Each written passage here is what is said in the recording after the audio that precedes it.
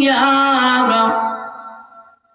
আল্লাহ রাস্তায় জীবন দিবে, জান এবং মাল দিয়া জিহাদ করবেন, তাদেরকে আল্লাহ 8টা জান্নাতের দরজা তাদের জন্য খুলে দিবে। জোরে কান্না সুবহানাল্লাহ। আল্লাহর নবী আরো বললেন,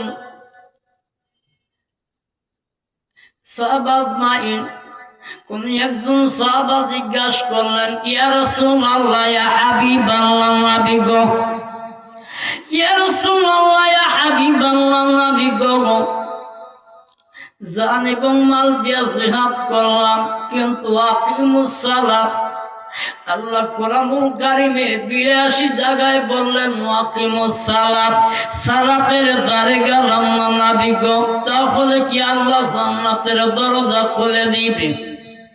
নবী আমার দাদা বললেন, সাহাবারে, কত জাহিদুনা ফি সাবিলিল্লাহ, যেখানে বলা হয়েছে আল্লাহ পাক রব্বুল আলামিন কোরআনুল কারীমের মধ্যে বলেছেন আকিমুস সালাত, তুমি যখন আল্লাহর রাস্তায় জান এবং মাল দিবা, তখন তোমার আল্লাহর আইন মেনে চলতে হবে। আইনটা কার? আল্লাহর আইন মেনে চলতে হবে। আল্লাহ আইন জারি করলেন আকিমুস সালাত, সালাত আদায় করতে হবে।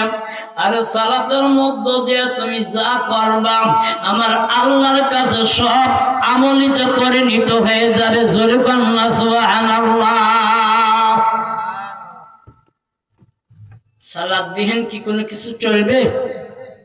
কথা কোন চলবে?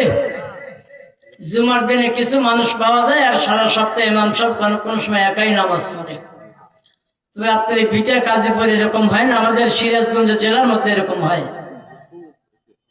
বিশেষ করে আমাদের সিরাজগঞ্জ জেলা উত্তর এলাকার মধ্যে এমন কিছু গ্রাম আছে, নামাজের কথা বললো কয়েক হুজুর টাকার বেলায় কম দেই নেই, হাফেজ সাহেব একটা রাখছি, ইমাম একটা রাখছি, প্রতি মাসে 12,000 টাকা বেতন দেই, 3 বেলা খাবার দেই।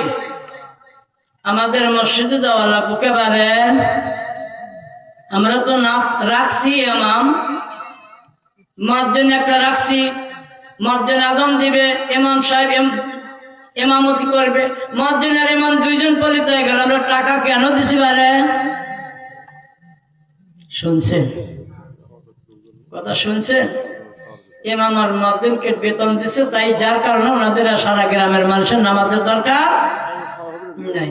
আমি একটা মাহফিলে গিয়ে বলছিলাম যে আপনার ওই ইমাম আর মুয়াজ্জিনের দায় দেন কবরে যায়া। কোন জায়গায় যায়া? আমি কবরের আলোচনা করতেছিলাম, কবরের আলোচনা করতে গিয়া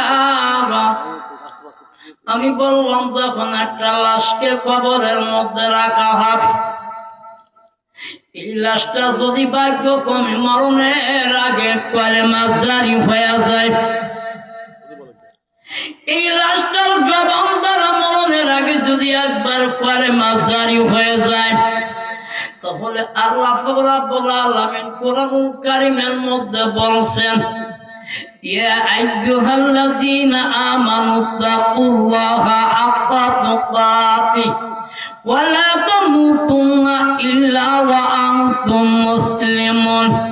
আল্লাহ জায়গা ডাকতে বললেন, বান্দারে বান্দিরে, ও আমার বিশ্বাসী বান্দা ও বান্দিরাম, যতক্ষণ পর্যন্ত পরিপূর্ণ ঈমান পালা হতে না পারবা, যতক্ষণ পর্যন্ত মুত্তাকি পরহেজগার না হতে পারবারে বান্দা, এতক্ষণ পর্যন্ত তোমার মৃত্যুর স্বাদ গ্রহণ করিও না।